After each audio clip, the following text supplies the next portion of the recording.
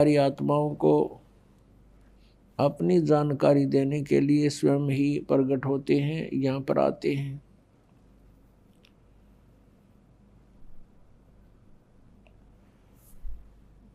वो परमात्मा हमें अपने निज घर जाने का विधि विशेष मार्ग स्वयं ही बताते हैं।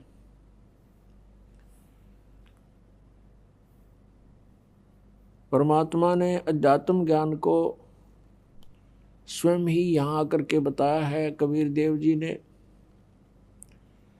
उन्होंने बताया कि सबसे पहले आप जी का गुरु होना चाहिए। गुरु भी अधिकारी हो, पूर्ण गुरु हो, और विदाउट गुरु, गुरु के बगैर कोई भी साधना आप करते हो वो यूजलेस होती है।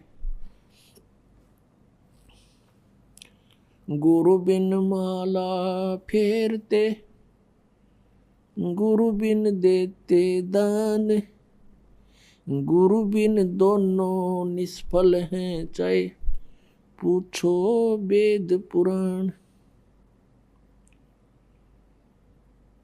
राम कृष्ण से कौन बड़ो, उन्हों भी गुरु कीन, तीन लोक के वे धनी, गुरु आगे आधीन।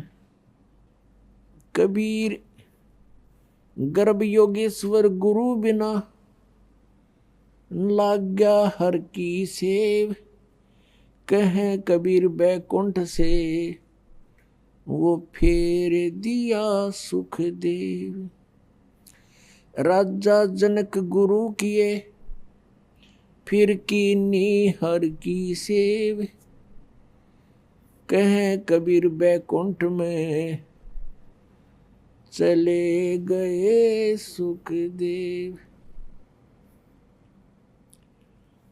गुरु गोविंद दोनों खड़े, काके लागू पाए, बलिहारी गुरु अपना, जिन गोविंद दियो मिलाए। कबीर परमेश्वर जी स्वयं आकर के यथार्थ ज्ञान सुनाते हैं। वो बता रहे हैं कि गुरु के बिना यदि तुम साधना भी करते हो आपकी यूजलेस है,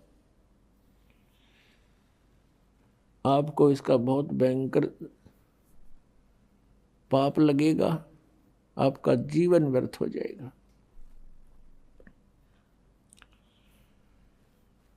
फिर उदाहरण देते हैं कि तुम राम और कृष्ण से तो किसी को बड़ा नहीं मानते,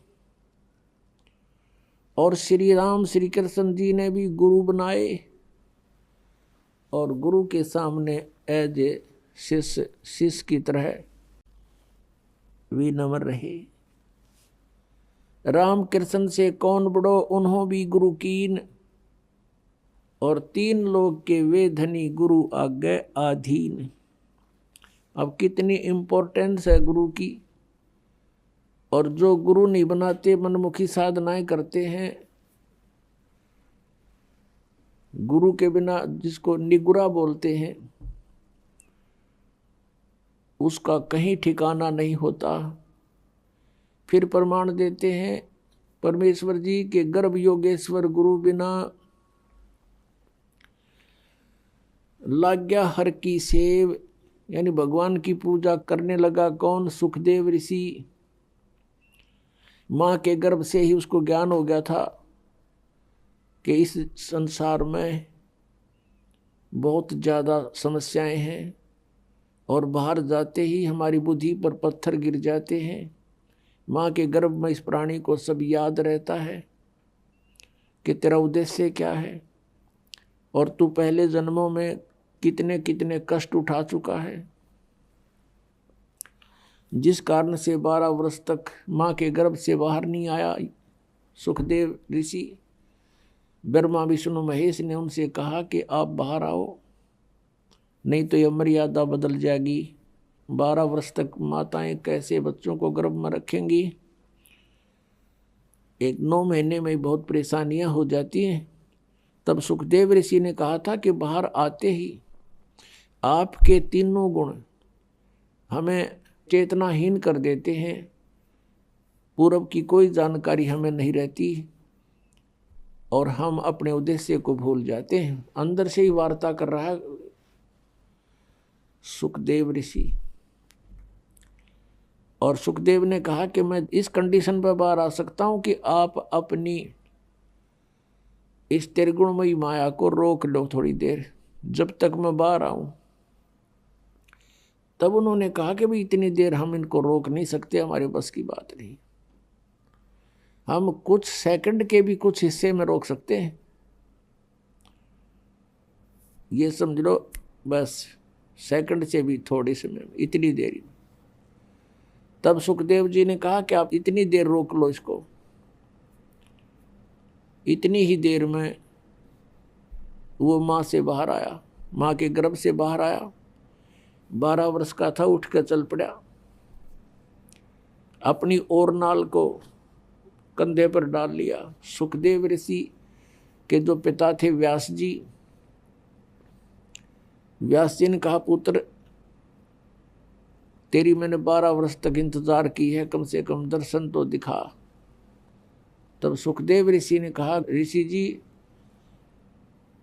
अब मैं इस ज्ञान से परिचित हो चुका हूं, या कोई किसी का पिता पुत्र नहीं है, ये तो संस्कार उलझे पड़े हमारे, और ना जाने कितनी बार आप मेरे बाप बन लिए, ना जाने कितनी बार मैं तेरा बाप बन लिया।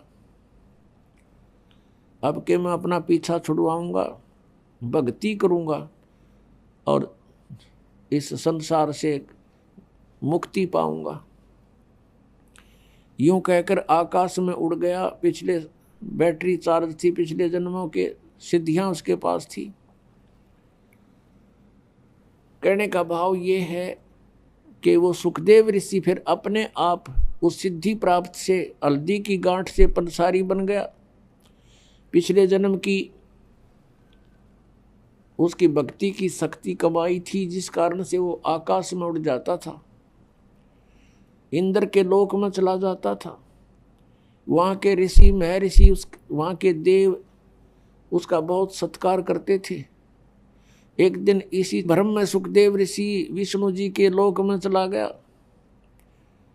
और वहाँ उसको एक स्वर्ग होता है प्रत्येक लोक में, रेस्टोरेंट जिसको कहते हैं, और स्वर्ग के अंदर उस रेस्टोरेंट में उसी व्यक्ति को अलाउड होता है जिसका कोई मान्यता प्राप्त गुरु हो।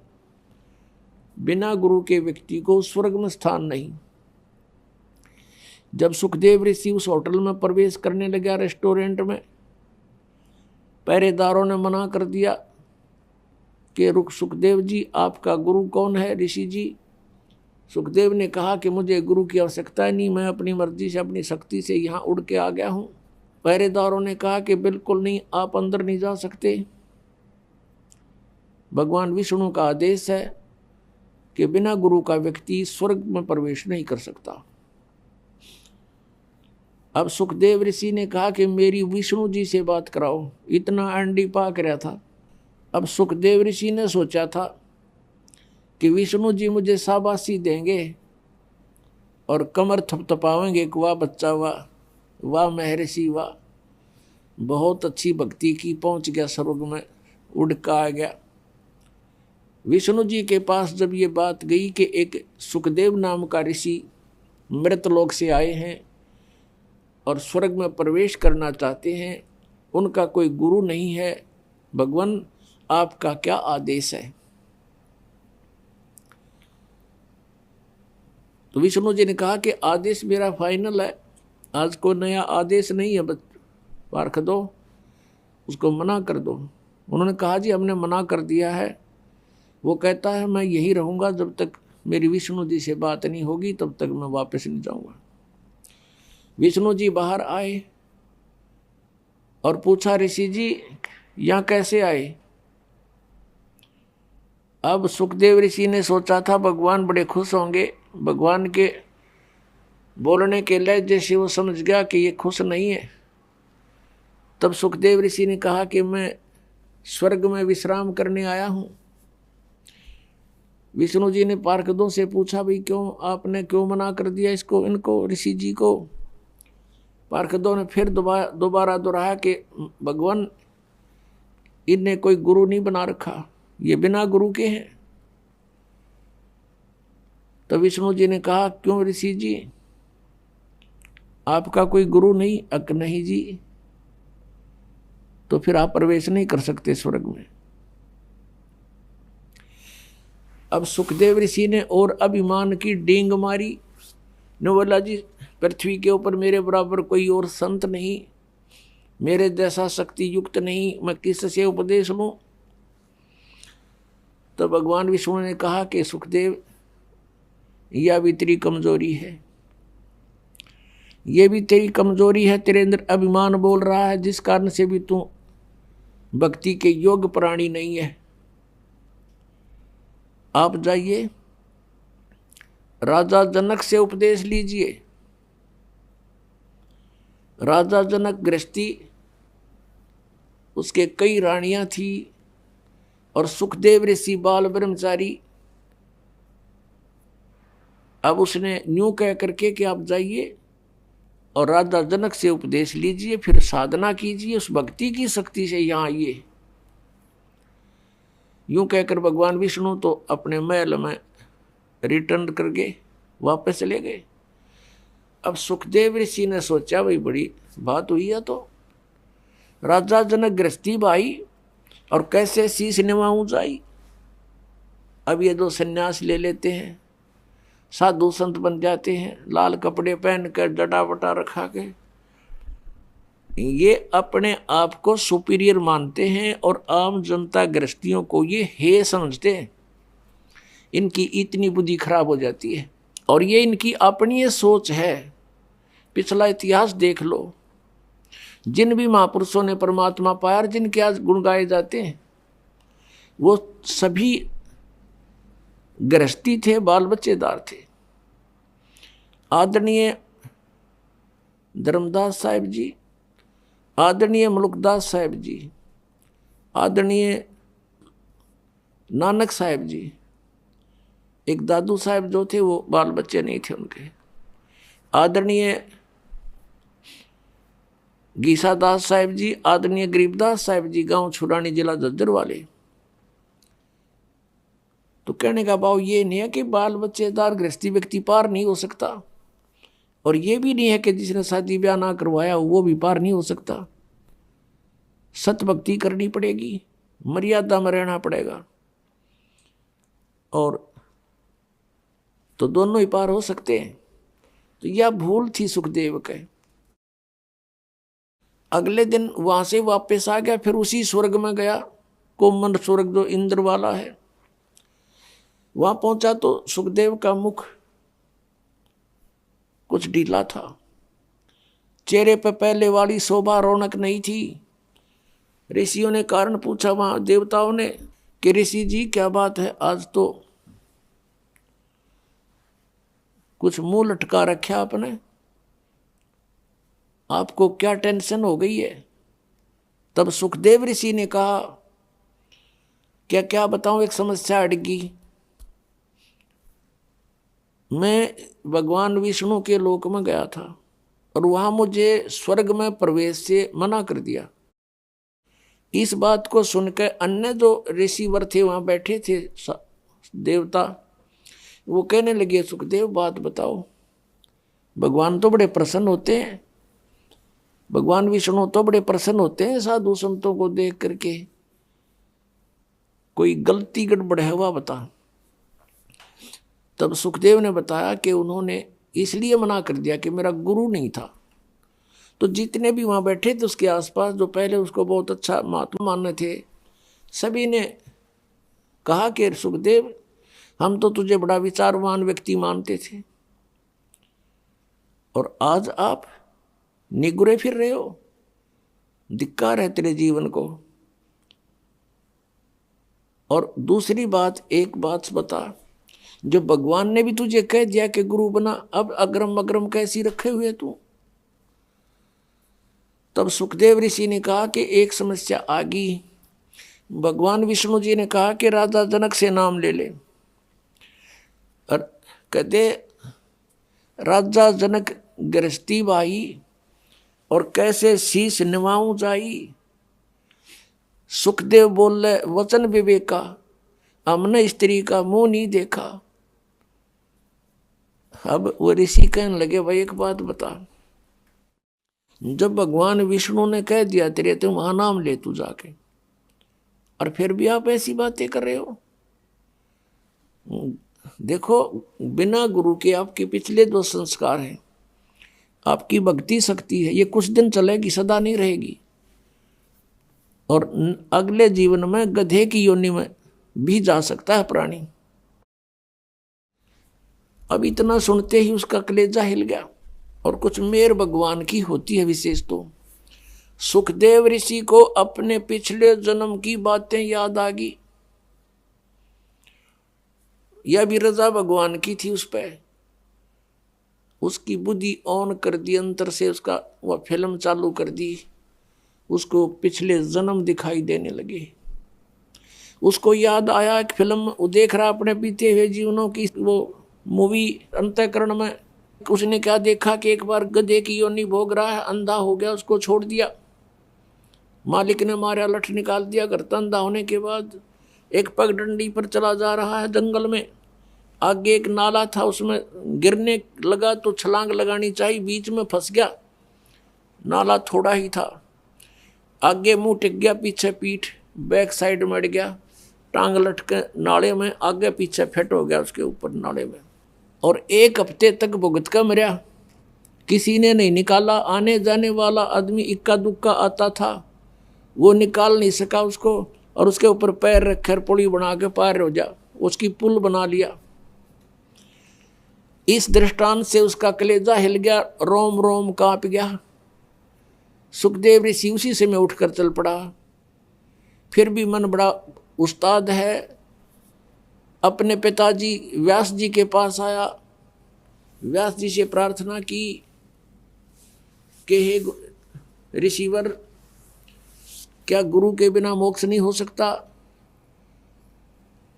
अब सुखदेव ऋषि ने, व्यास जी ने कहा कि नहीं बेटा, गुरु के बिना मोक्ष नहीं हो सकता, कोई भी साधना सफल नहीं हो सकती, मोक्ष तो दूर की बात है। तब सुखदेव ऋषि ने कहा कि हे पिताजी, मैं विष्णु जी के लोक में गया था, उन्होंने मुझे वहां रहने से मना कर दिया। व्यास जी ने फिर यही बात दोहराई कि कारण बता। वो ऐसे नहीं करते, कभी किसी को वापस नहीं करते, वो तो सीने से लगाते हैं भगवान विष्णु। तो तब नीचे को गर्दन करके कहता है कि मैंने गुरु नहीं बना रखा, उन्होंने कंडीशन रखी हुई है कि गुरु धार कर यानी गुरुमुख व्यक्ति ही यहां आ सकता है। तो व्यास जी ने पूछा, क्या बेटा तेने गुरु नहीं बनाया? अगर नहीं। अब व्यास जी कहने लगे, बेटा मैंने ये सोचा था पुत्र कि मेरा नाम रोशन करेगा। अरे तूने तो नरक में जाने की तैयारी कर ली, इतना समय खो दिया, और मुझसे तू चला गया था, दर्शन भी ना दिए थे। चल मैंने सब्र कर लिया था, मेरा पुत्र अपनी भक्ति करके कल्याण करवा लेगा। अरे तू तो नरक की टिकट ले ली तूने।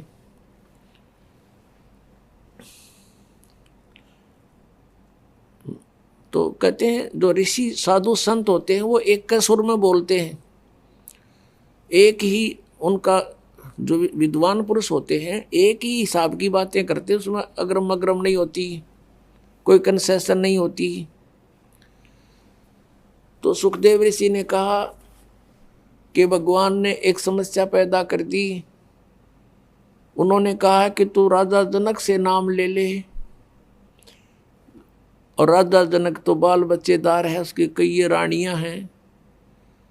अब मैं उसको कैसे प्रणाम करूंगा गुरु रूप में? व्यास जी ने माथे का हाथ मारा, अरे भले आदमी, तेरा जन्म गृहस्थी तो होया, मैं गृहस्थी, मेरा बाप गृहस्थी, तेरे दादे परदादे सारे गृहस्थी, उनके बिना तेरा जन्म कहाँ से होता?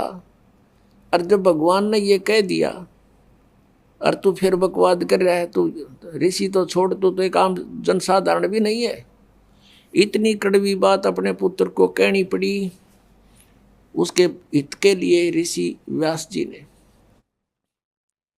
और पुत्र जाके पैर पकड़ ले राजा जनक के, महापुरुष हैं एक नंबर के। अपने आत्मा कहते मरता क्या नहीं करता, वहां से आ गया राजा जनक के पास आया। शाम का समय था। राजा जनक ने कहा अपने नौकरों से कि भी महापुरुष आए हैं, आसन लगा दो। अब वो नौकर लगे उनका ऊंचा आसन लगाने के लिए, तैयारी करी, कपड़े उपड़े लाए। तब सुखदेव जी ने कहा कि नहीं महाराज जी, मैं तो जमीन पर बैठूंगा।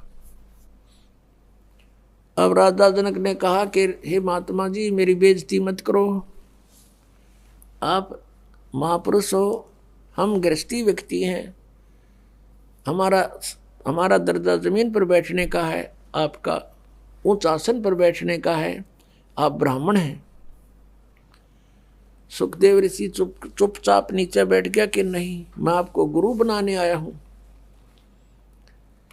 अब यह राजा जनक का जैसे नहीं कि एक ब्राह्मण क्षत्रिय को गुरु बनाने आ गया। और उस समय तो बहुत इनके अंदर जो है ना महत्व था, अपना महत्व मानते थे, अभिमान था ब्राह्मणों में, ऋषियों में। तब सुखदेव ऋषि को नीचे बैठा देखा तो सोच गया कि कुछ बात है। तो कहा ऋषि जी सुबेरे मैं आपको उपदेश दूंगा। उन सारी कहानी बता दी। मैं विष्णु जी के लोक में गया था, वहां मुझे रहने से मना कर दिया क्योंकि मेरा गुरु नहीं था। और सभी ऋषियों ने एक ही राय दी है, मैं आपको गुरु बनाऊं, मेरे सामने और विकल्प नहीं रहा। तब राजा जनक ने कहा कि सुबह उपदेश दूंगा। अब हम इस विषय को ज्यादा नहीं बढ़ाते। तो सुबह जब राजा जनक ने कहा ऋषि जी बैठ जाओ, नीचे जमीन पर आसन लगवा दिया। राजा जनक ने अपनी पटरानी से, जो कई रानियां थी उनमें से एक मुख्य थी, जो उससे कहा कि आप मुझे स्नान कराओ और मेरी व्यवस्था करो, मैंने स्नान करके नाम दूंगा, उपदेश दूंगा ऋषि को। अब नो सामने सुखदेव ऋषि बैठा, वहीं पर एक चूल्हा जला दिया, उसके ऊपर एक पतीला रख दिया और चूल्हे में 6 मोटे लकड़ जला करके और पानी को ऐसे उबाल दिया, जल को जैसे चाय बनाया करे, उबलन लग जाओ। और राजा जनक ने अपना नहाने का पाटड़ा वहीं साथ में डलवा लिया, उबलते चूल्हे के साथ में। उस पानी का जहां उबल रहा था, गर्म हो रहा था, वहीं साथ में रखवा दिया। और उसकी कपड़े काट के बैठ गया, धोती बांध गए। उसकी पत्नी जो मेन जो रानी थी, वाइफ थी उसकी, वो क्या करती है, उबलते पानी में तो उबलते पतीले में से लोटा भरे और राजा जनक की चोटी में गिरे और हाथ से नवावे। और उधर से सुखदेव ऋषि नो सुकड़े पाछे नोवे, जलेगा यू। वह फिर लोटा डाले, जब वो पाछे न सुकड़े जल गया। राजा जनक देख रहा था उसकी इस गतिविधि को और कहा व्यास के पुत्र, तू तो बाल ब्रह्मचारी, मैं गृहस्थी व्यक्ति, मेरे स्नान करने के बाद जो ये पानी बह करके नाली में जा रहा है, गटर में, इसमें उंगली दे दे बेटा, जब जानो तो किसा योगी है। ने बोला मैं ना दूं इसमें उंगली, मेरी तो उंगली जल जाए, इतना गर्म है तो मैं ना गलती करूं ऐसी। कहते हैं राजा विहंस दे जब तारी और मुझे स्नान करावे नारी, ऐसा योग कमाया पूता, क्या बहा जो इंद्री दूता। इंद्री कर्म लगाओ किसके, जैसे जिव्या लेप नहीं मधुरस के। अब हम जो विषय है उसी को जारी करते हैं। अब राजा जनक से उपदेश लेकर सुखदेव जी ने फिर अपनी साधना की। वो फिर स्वर्ग में गया, यानी स्वर्ग तक भी जाने का जो मार्ग है वो गुरु के बिना नहीं हो सकता। और हमने जाना सतलोक, तो क्या कहते हैं इसके विषय में परमेश्वर कबीर जी ने हमें उदाहरण दिया कि गर्भ योगेश्वर गुरु बिना वो लग गया हर की से भगवान की पूजा करने लगा। कहे कबीर बैकुंठ से वो फेर दिया सुखदेव, राजा जनक गुरु किए फिर कीनी हर की सेव। कहे कबीर बैकुंठ में फिर चले गए सुखदेव। पुणात्माओं, परमात्मा स्वयं आए लगभग 600 वर्ष पहले। सन 1398 में सतलोक से चल करके आए थे परमात्मा, और लहर तारा तालाब में एक कमल के फूल पर, जंगल में कमल के फूल पर विराजमान हुए थे। संवत 1455 ज्येष्ठ सुदी पूर्णमासी को, और वहां से एक नीरू नीमा नाम के जुलाहा दंपति उनको उठा ले गए थे। और फिर धीरे धीरे परमात्मा बड़े हुए तो बचपन से ही अपने तत्व ज्ञान का प्रचार शुरू किया था। इस मर्यादा को बनाए रखने के लिए कि गुरु के बिना बात नहीं बनेगी। वैसे परमेश्वर को कोई आवश्यकता नहीं थी गुरु बनाने की। उन्होंने इस मर्यादा को दृढ़ करने के लिए कि गुरु के बिना बात नहीं बनेगी, नहीं तो आने वाले समय में ये काल के दूत ये कहने लग जाएंगे कबीर जी ने कौन सा गुरु बनाया था। इसलिए परमेश्वर कबीर जी ने स्वामी रामानंद जी ब्राह्मण को गुरु बनाया। ये ब्राह्मण लोग अन्य जाति के व्यक्तियों को उपदेश नहीं देते थे, इनसे नफरत किया करते थे। परमात्मा जब 5 वर्ष के हुए, उसमें 2.5 वर्ष के बालक का रूप बना के कबीर परमेश्वर जी, और जिस गंगा घाट पर स्वामी रामानंद जी प्रतिदिन स्नान करने के लिए सुबह सुबह जाया करते थे ब्रह्म मुहूर्त में, उन घाट बने हुए थे, पैड़ी बनी हुई थी पक्की, उस पौड़ियों में जाकर के लेट गए 2.5 वर्ष के बच्चे का रूप धारण करके। स्वामी रामानंद जी नीचे उतर रहे थे अंधेरे में, गर्मियों का मौसम था, और उस समय जब परमात्मा 5 वर्ष के थे, महर्षि रामानंद जी ब्राह्मण 104 वर्ष के थे। 99 वर्ष के आयु का अंतर था आपस में। वो जो ही नीचे को उतर रहे थे, परमात्मा 2.5 वर्ष के बच्चे में के रूप में लेटे हुए थे। सिर में खड़ाऊं लगी, पैर की जूती लकड़ के होते थे उनके खड़ाऊं। रामानंद जी की खड़ाऊं भगवान के सिर में लगी, बच्चे की तरह रोने लगे। रामानंद जी तेजी से झुके, कोई बालक के चोट लगी।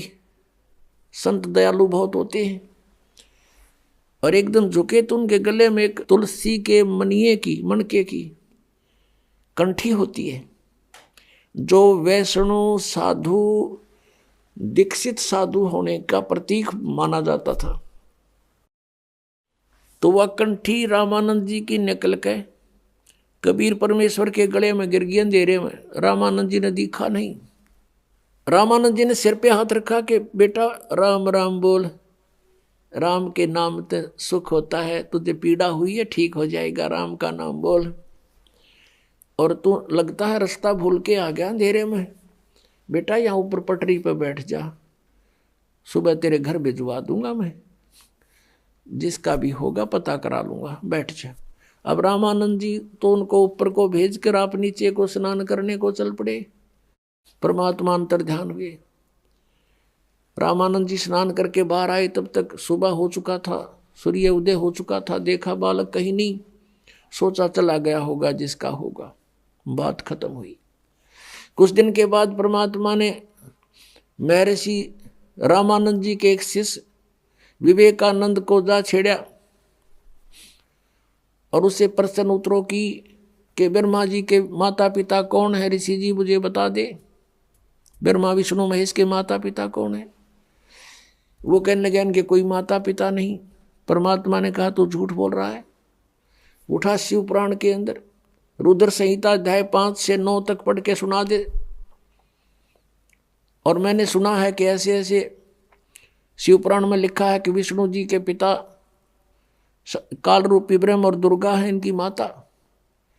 तब उसने कहा कि तूने इन ग्रंथों के विषय में जानकारी कैसे हुई, और तूने ये तिलक विलक कैसे लगा रखा है, क्या तूने कोई गुरु बना रखा है? हाँ जी गुरु बना रखा मैंने। परमात्मा ने कहा मैंने गुरु बना रखा। क्या जाति है तेरी, और किसको गुरु बना रखा है तूने? कि जिसको तूने बना रखा है। विवेकानंद जी कहते हैं कि मैंने तो पंडित 1008 श्री रामानंद जी महर्षि को गुरु बना रखा है, तेरी जाति क्या है? परमात्मा के बोलने से पहले श्रोता ही खड़े होकर कहते हैं ये तो नीरू धानक जुलाहे का बेटा है। तब वो ब्राह्मण ने विषय बदल दिया सारा ही और कहा देखो भाई कितना झूठा और कपटी है, मेरे गुरुजी ब्राह्मण है, ये धानक जुलाहा है छोटी जाति वाला।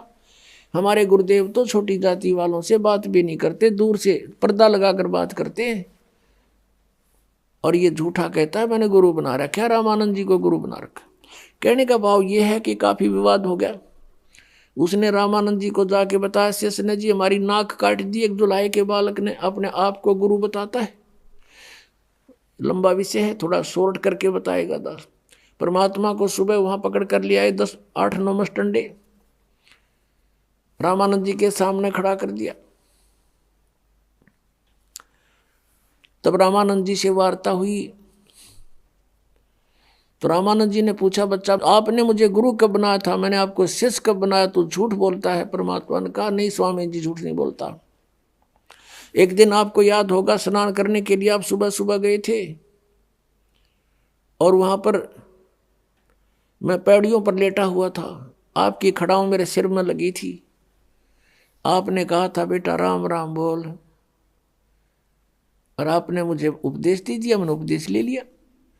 तब रामानंद जी ने कहा कि नहीं वो तो छोटा बालक था, 2-2.5 वर्ष का बच्चा था, तू तो बहुत बड़ा है। पुण्यात्माओं 2.5 वर्ष के बच्चे में और 5 वर्ष के बच्चे में एज में शरीर में डबल डिफरेंस हो जाता है, दूना अंतर होता है। तब परमात्मा ने क्या लीला की, रामानंद जी स्वामी रामानंद जी के कुटिया के पास किसी सेवक की खाट थी, चारपाई थी, उसके ऊपर दूसरा रूप धारण कर दिया 2.5 वर्ष के बालक का, और एक रूप में खड़े हैं 5 वर्ष के बालक में। सामने चारपाई पर आप देख रहे हो शिशु रूप, छोटा रूप धारण कर लिया 2-2.5 वर्ष के बच्चे का, और स्वयं ये खड़े हैं परमात्मा माला डाले 5 वर्ष के बालक की उम्र में।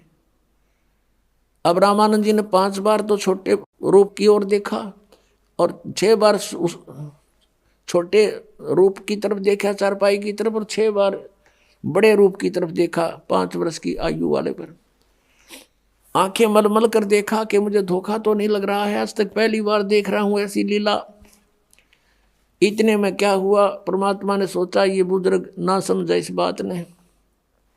वहां से वो बच्चा 2.5 वर्ष की आयु का शरीर वाल उठा और 5 वर्ष के बालक में देखते देखते समा गया, अकेले रह गए परमात्मा। फिर रामानंद जी की बहुत वार्ता हुई, रामानंद जी से ज्ञान चर्चा सुनाई। रामानंद जी ने कहा कि मैं तेरी बातों पर विश्वास करूंगा, लेकिन ऐसे नहीं, मैं समाधिस्थ होता हूं, समाधिस्थ होकर मैं बहुत अंदर तक जाता हूं, मेडिटेशन करता हूं। परमात्मा ने कहा चल तू मेडिटेशन कर।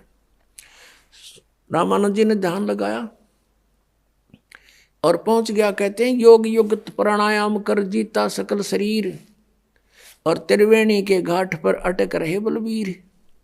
अब इस शरीर में जाकर के आगे त्रिवेणी 3 रास्ते बन जाते हैं। कहते त्रिवेणी के घाट, पुण्यात्माओं जंगल में आप जा रहे हो और 2 रास्ते हो जाए वहीं विचलित हो जाओगे बिना गुरु के। उस त्रिवेणी पर जाकर रुक जाता है रामानंद, और परमात्मा साथ साथ जा रहे हैं उस छोटे बालक के 5 वर्ष के बालक के रूप में।